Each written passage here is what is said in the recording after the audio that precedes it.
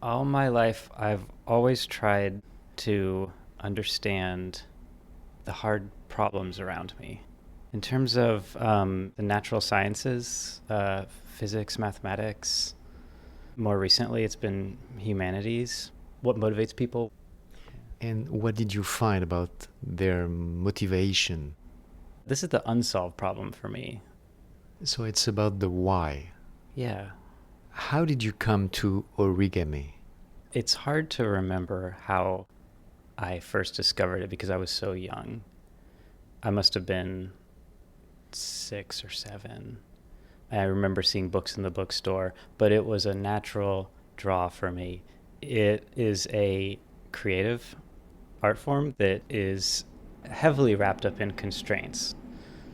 And these constraints there tends to be a lot of geometry. Briefly, can you tell me about the origins of origami? Where does it come from? Sure. I think it began about the time, as early as when paper was invented, but it has deeper traditional roots in Japan. And I think that people say about 500 years ago was when traditional origami, and this is maybe you've seen cranes, frogs, very triangular, simple models, started to be recorded. And it remained that way until very recently. It was just a traditional art and full of simple models. And until very recently, recently being about 1940, 1950, did people begin to expand the art form and realize that they were sitting on something that was just this verdant landscape of possibility. We are talking about origami, which is about to transform a sheet of paper through folding and sculpting techniques. Are there conventions about creating an origami? Yes, I like that you use the word sculpture because that didn't occur to me originally when I was doing it young, but it's very much a sculpture. And so the one big rule, no cutting, that seems to be the rule that most people abide by. And I say most because there are no rules. Every rule is meant to be broken. But the challenge is how do you get the paper where you want it to be within this constraint, this 2D manifold which cannot stretch or break. And that's where I think most people appreciate the challenge. So cutting is something that most people will avoid. So everything starts with the form, with the shape of the sheet of paper. Yeah. How do you select it to work on? Here's a simple way to think of it. I want the paper to be as thick as possible. And when it comes to origami, the design, the abstract art of origami is the design around a physically impossible 2D manifold. It can't exist in the real world. Everything has to have a thickness, right? So what you want is the paper to be as thick as possible within the design of how many times is the paper going to overlap upon itself. So that's something that you pick the paper based on the design that you're about to fold. And the thickness is probably the first thing that I think about. Second to that is there's a set of certain type of papers that are good for folding. And this good for folding means that they will hold a crease. And that means when you crease the line, it doesn't just sort of unfold itself. It stays creased. You're like an architect when you're talking like this. Sure. Oh, yeah. That makes sense. Being an architect is creating an inner space. That's what I want to mean. Oh, yeah. I like that analogy. What can you tell me about the space you're creating inside the shape of the origami? This brings up an interesting perspective. So, like, what's hidden, the hidden material, the hidden layers. When you have a complicated origami design, a lot of material is going to be hidden.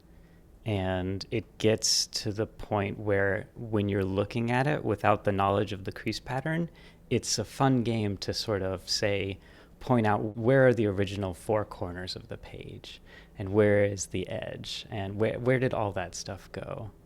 There's a lot of techniques wrapped up in the paper, and it comes across when you can see clean folds. Yeah, I guess for me, a good design is the paper has been modified as little as possible from its original form. And you can see maybe there's certain small, few folds, but they are intentional and well placed. What does it mean, well placed? There's a type of origami that is happening right now where it's maybe you would call it minimal origami. It's like an answer to the very complex, lifelike human forms and bug forms that you've seen. And this real simple origami is obtainable by use of advanced techniques, like one of them being curved creases. Curved crease is putting a curve in the paper, and at that point, things get very complicated because the figure can no longer fold flat, and you're now absolutely sculpting in the air. So there's one, and then perhaps the second device that's used in this simple origami is a fold that is not like an angle bisection or a folding in half or a folding an edge to an edge. It's something that you can't rely on math. You have to rely on intuition.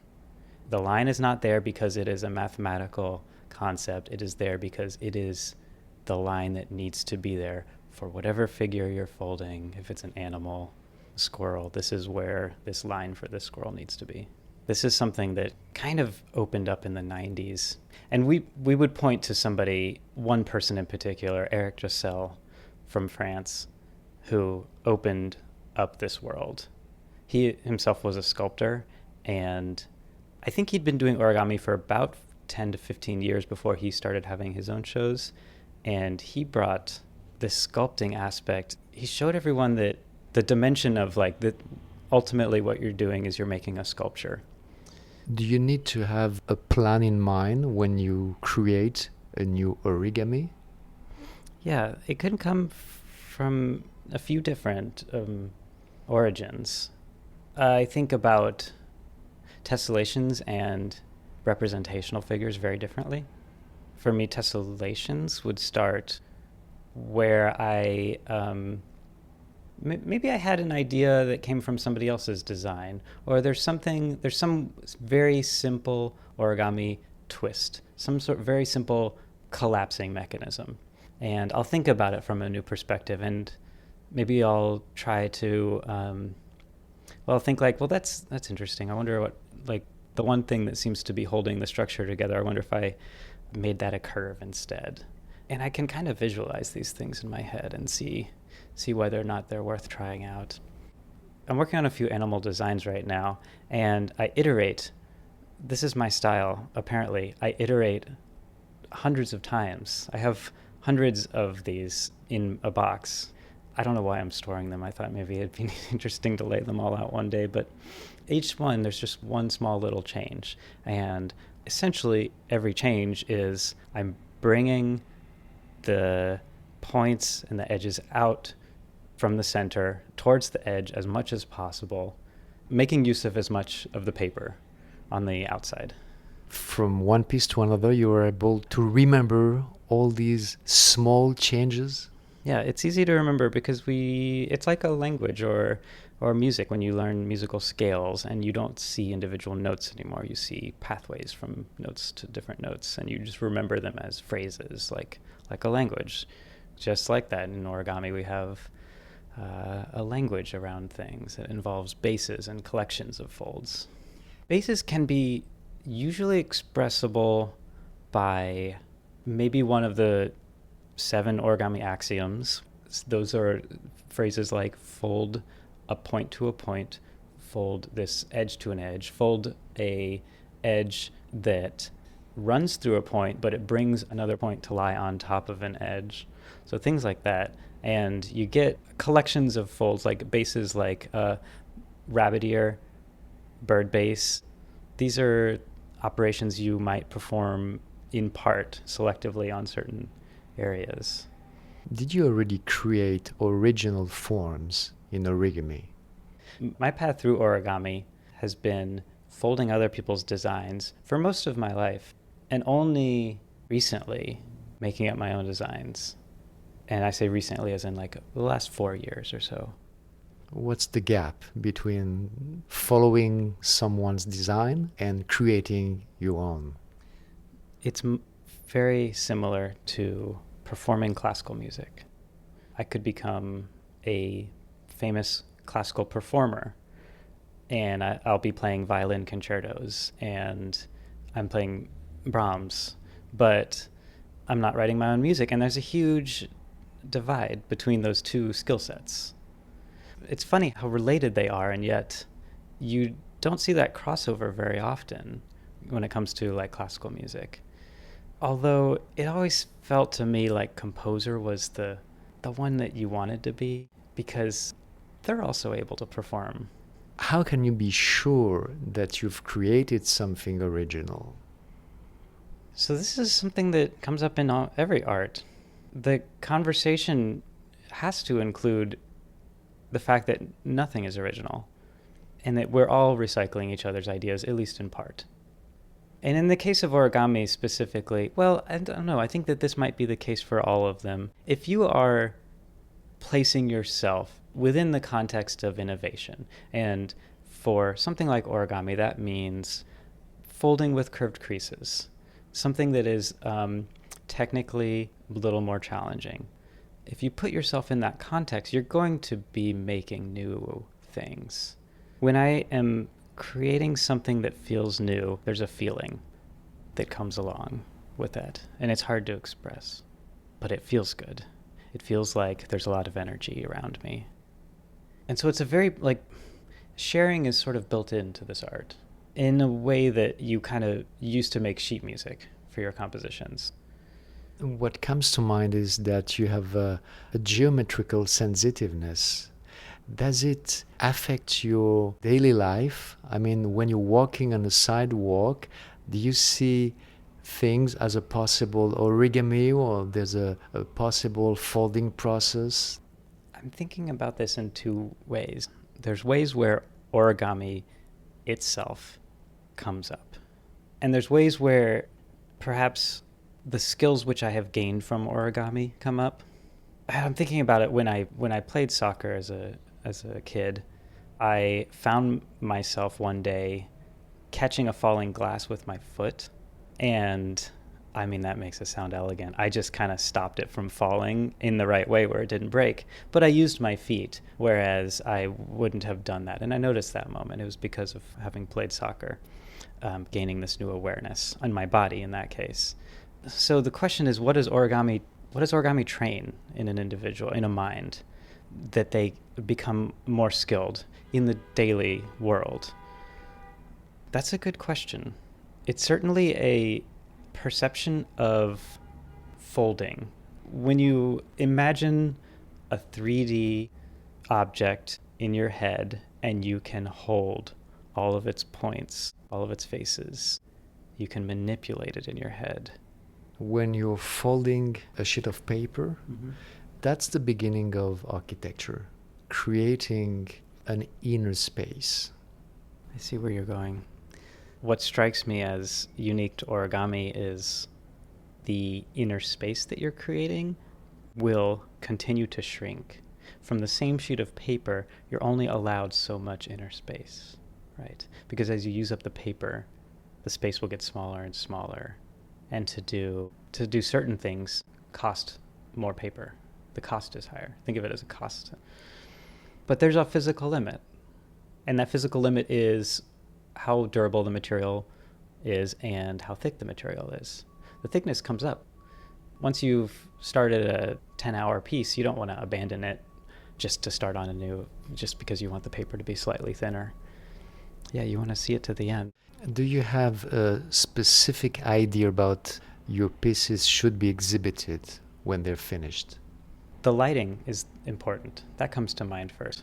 I exhibit my pieces online. That's my primary method.